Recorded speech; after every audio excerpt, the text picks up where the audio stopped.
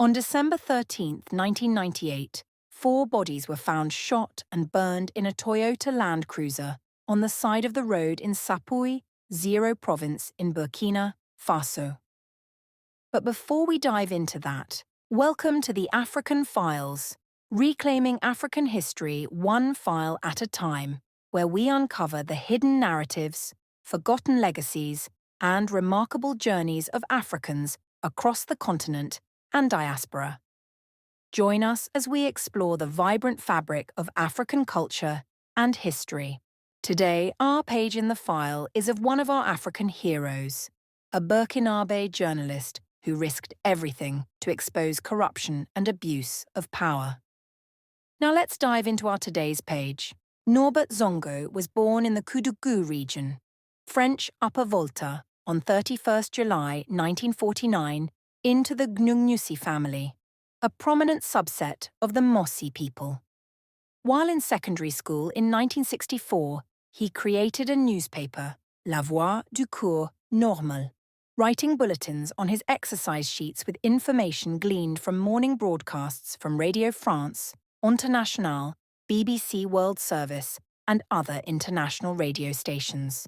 School officials eventually banned his publication after it discussed political topics.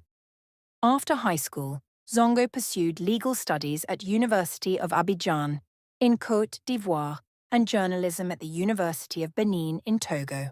The latter university expelled him, and he was imprisoned in Burkina Faso after he published his political novel, Le Parachutage. He was able to finish his education in journalism at the University of Yaoundé in Cameroon. Zongo was a supporter of human rights and also helped found the Movement for Human and People's Rights, an organization in Burkina Faso. In 1991, Zongo, after working for the national daily paper Sidwaya, founded La Clé with Saturnin Key. It was the first newspaper in Burkina Faso to openly criticize the government, with Zongo contributing under the pseudonym Henri Sebgo. The paper folded in 1993. That June, Zongo founded the weekly L'Indépendant, which primarily covered government corruption. In 1996, he began investigating a series of fraud and graft cases involving several mining and manufacturing companies with ties to top political officials and President Blaise Compaoré's family. His resulting work severely embarrassed the government. The following year, Zongo directly criticized the parliament's decision to amend the constitution to allow Compaoré to seek a third term. In December 1997, a suspicious disappearance and possible murder of David Ouedraogo, the driver of François Compaoré, President Blaise Compaoré's brother, prompted Zongo to investigate. Ouedraogo was tortured and killed for allegedly stealing large sums of money.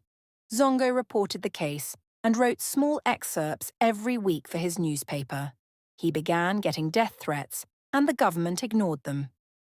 His wife, Genevieve Zongo, confirmed that he was receiving death threats from 1997 to his death in 1998.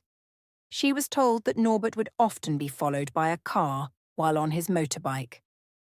Zongo was also approached to convince him to drop his investigation, but he continued. On December 13, 1998, four bodies were found shot and burned in a Toyota Land Cruiser on the side of the road in Sapui, Zero Province.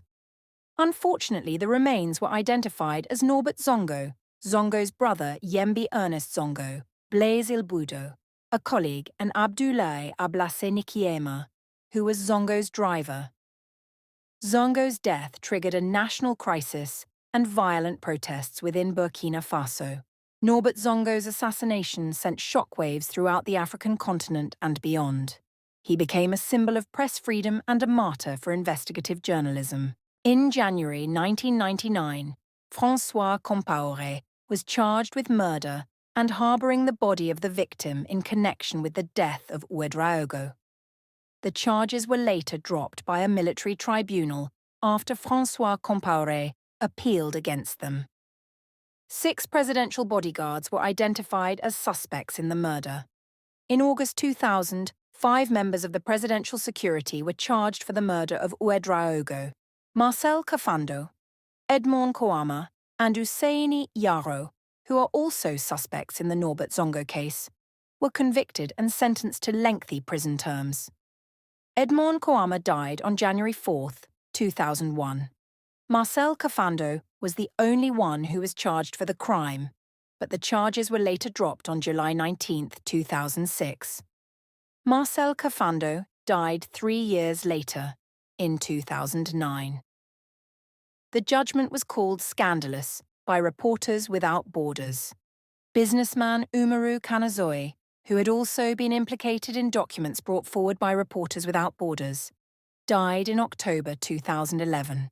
In 2013, the case was appealed for the family to have justice for their loss under a court system that was not under control of Burkina Faso. It was believed by the African Court on Human and People's Rights that Burkina Faso's government covered up the case and violated the revised Treaty of the Economic Community of West African States, ECOWAS, which allows freedom of expression and journalism. The ACHPR determined that the case should be reopened in order for the victims' families to be compensated for their losses. On the morning of October 29, 2017, François Compaoré was arrested at Roissy-Charles de Gaulle Airport, based on a May 2017 international arrest warrant.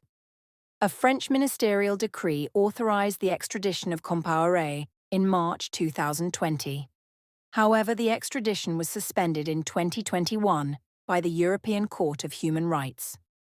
Subsequently, in the aftermath of the 2022 coup, on December 13, 2023, France made the 2020 ministerial decree obsolete. During his funeral, about 20,000 people walked 10 kilometers from the mortuary to the cemetery to pay tribute to him and solidarity with his cause. In 2006, Norbert Zongo's widowed wife, Geneviève, continued to keep his newspaper, the L'Indépendant, alive after his death. She remains the primary publisher and editor in memory of her late husband. Norbert Zongo's courageous life and tragic death serve as a reminder of the importance of a free press and the risks that journalists take to expose the truth. Let us honor his memory by continuing to fight for press freedom and justice. Rest well, son of Africa, forever in the heart of our dear continent. Thank you for joining me on this journey through the African files. If you like this video, please subscribe to our channel and hit the notification bell. Join us next time as we explore more fascinating stories from the African files.